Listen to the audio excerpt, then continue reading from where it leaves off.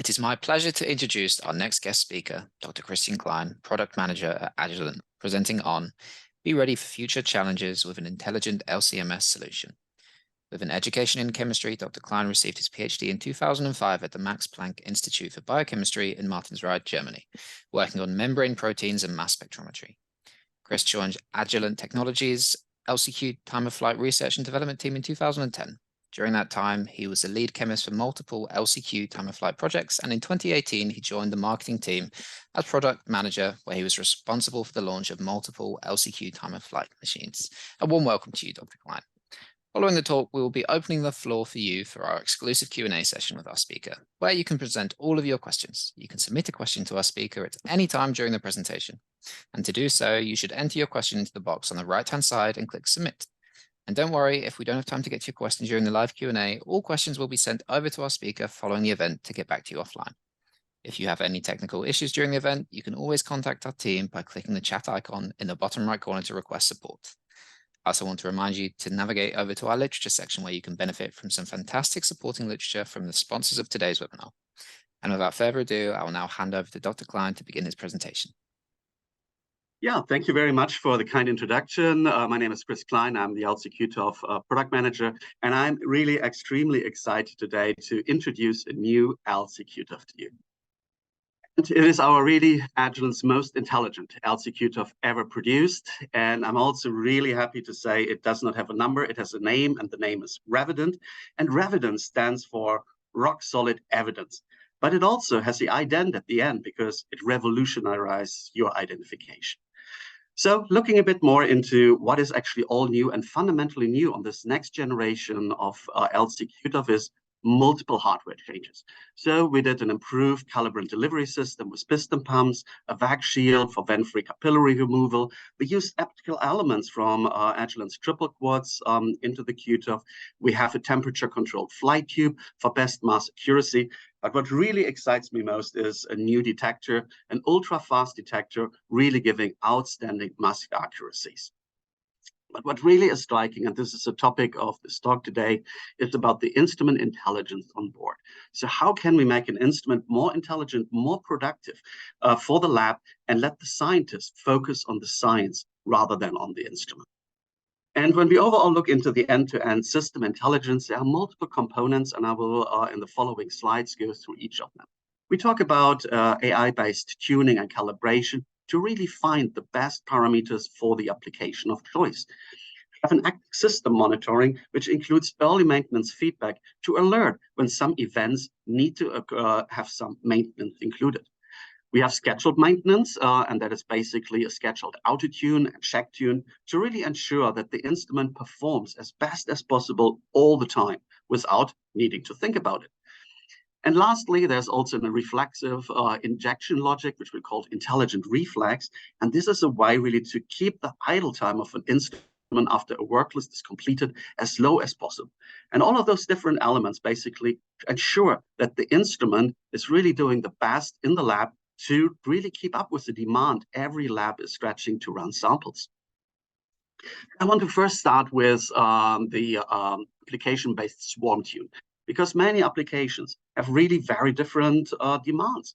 For example, if you do a system tune, we typically want to achieve the highest resolution as possible. But of course, this goes into a space where maybe we won't need to sacrifice on the abundances. And then we have the complete opposite line of the spectrum, the large molecule tune, where by definition, we don't have mass isotopic resolution, and you're left for example, monoclonal antibodies. And with that, we really can give up on the resolution and fully bias on the intensity. And some other applications, we might want to look something as a compromise. And it's shown here where for the large molecule tune, we basically get on calibrant as well as on monoclonal antibodies, 4 to 5x higher sensitivity by basically using an intelligent tune rather than just tuning for a single parameter space like resolution. The next aspect I want to go into is early maintenance feedback, and that's kind of everything at a glance. How neat would it be to basically see all the time parameters? How is your auto-tune, your check tune, your injection count, diverter valve switches, rough bump? How are all those things coming together and at a glance? And the answer is very simple. A right mouse click onto the menu shows you a display of maintenance, and on that become a very easy graphically assigned part of All right, where do I stand? In green, everything in order, don't worry. In red, something needs action, like repeating a check tune, which in the case of an LC/Q-TOF is a mass calibration. Or what is the status of your rough pump? When do I need to have a vent cycle to plan for this event rather than waiting that eventually I have an unexpected pump down event? So this is again a sign of really being interactive, understanding what the instrument is doing all the time. And of course, tuning, scheduled auto-tune. This is really a game changer for Q-TOF because depending on if you tune the TOF, the quadrupole, maybe you have multiple tunes you want to check in the lab, all of those things take time. And what's more annoying is to come on a Monday morning into the lab and spend half a day of tuning your instrument just to start your experiment. Scheduled auto-tune allows you to schedule that for a Sunday night. And once you come into the lab, the instrument is tuned, is calibrated, and ready to keep your samples running. So again, a major impact on the productivity within the lab. What is also extremely important, and this is time saving by avoiding learning over and over again different platforms. So in our case, it was very important to really align between the triple quad and Q-TOF because many labs need to have both for non-targeted analysis, Q-TOF, for targeted analysis, quantitative analysis, the triple quad. So why make life not as easy as possible? And we did that with an aligned user interface, which basically allows the user to feel familiarized all the time. And we did not stop here. We basically doubled down by being able to upload a triple quad method onto an LC/Q-TOF. Wait a second, how do we do that? And the answer is pretty simple. Let's look into the way how a triple quad performs. And this is typically done over a multiple reaction monitoring. The principle here is I have multiple scans of single transition with the last quadrupole scanning out the transition. On the Q-TOF, on the other hand, it looks very different. I still have at the beginning the same quadrupole for a molecular ion isolation, the collision cell, but afterwards that I have a time of flight detector.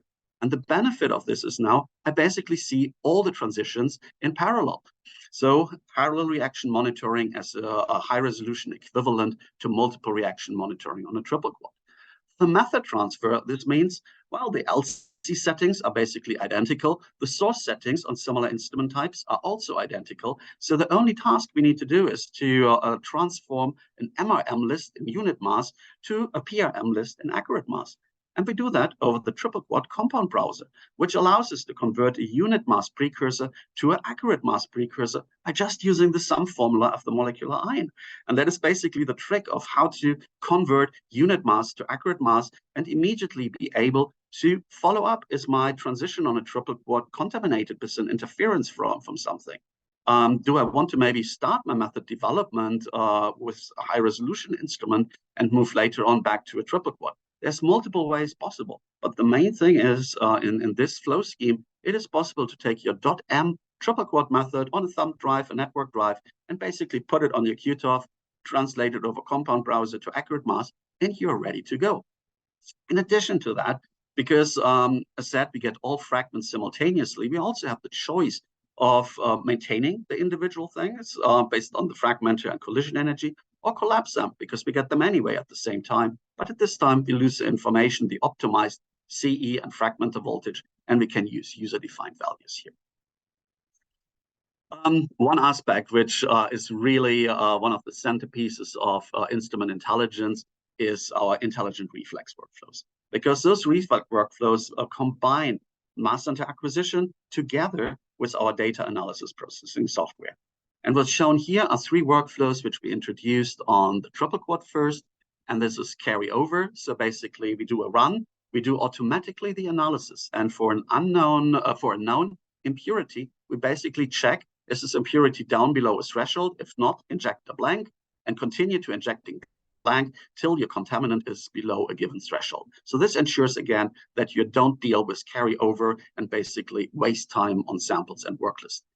Above cal is a way to see if a sample is outside the calibration curve. Above it, just inject more. If your first injection was 0.1 microliter, you have the ability to inject 0.5, 1 microliter, and with that, get your compound of interest back into the concentration curve.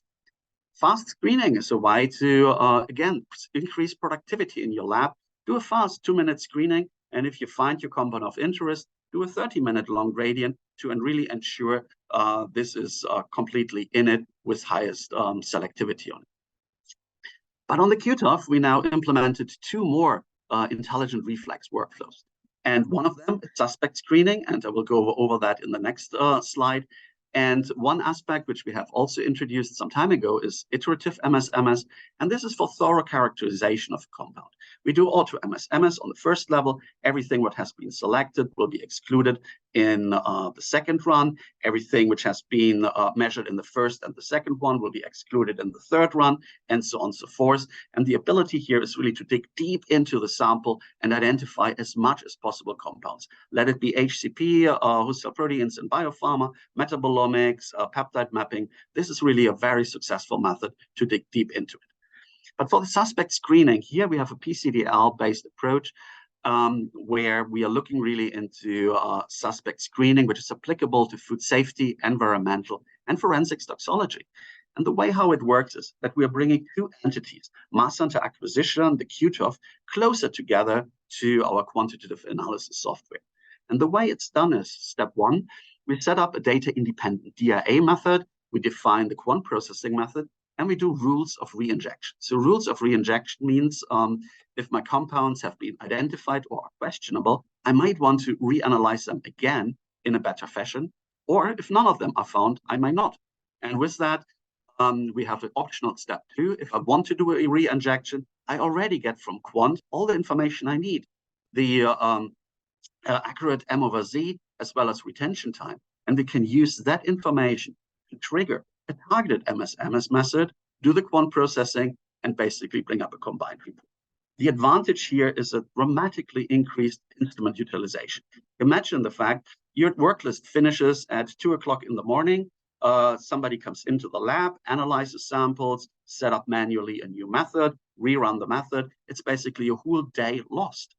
Whereas doing it automatically, somebody comes in the lab in the morning and already gets the result of the two combined aspects in one run. So that basically increases the productivity by 100%. And that is a major impact of really what I call intelligent reflex workflows to increase productivity. I want to show the impact of this in one application area, and that is food safety for labs really dealing with ever-increasing sample loads. So in order to do the screening on here, typically it is a data-independent workflow because we have the European SANTI guidelines, and they basically require overlap of the molecular ion and fragment ions. We have some definition of signal to noise, as well as a number of verified ions. And we build a program in Quant, which is called the LCQTOF Screener, a program really to follow step-by-step the guidelines of SANTI. And the application sample I want to share with you is an organic broccoli extract spiked with internal standards, spiked in with more than 200 pesticides, performed a calibration curve over between 0.6 and 100 ppb, and did in 6 replicates in all ions acquisition. Results on it, as previously said, on our new Ravadan LCQTOF, stunning mass accuracy over all the different abundance ranges, well below the specified 5 ppm, and clearly most of them are well below 2 ppm. So that's again the question of how to bring intelligence together with hardware to ensure results you can trust. Another aspect, of course, for semi-quantitative evaluations is an understanding of how quantitative are we. And the way to do that is into looking at RSDs. And what's shown on the left side is in blue, dots at 1 ppb, orange 10, and green at 100 ppb.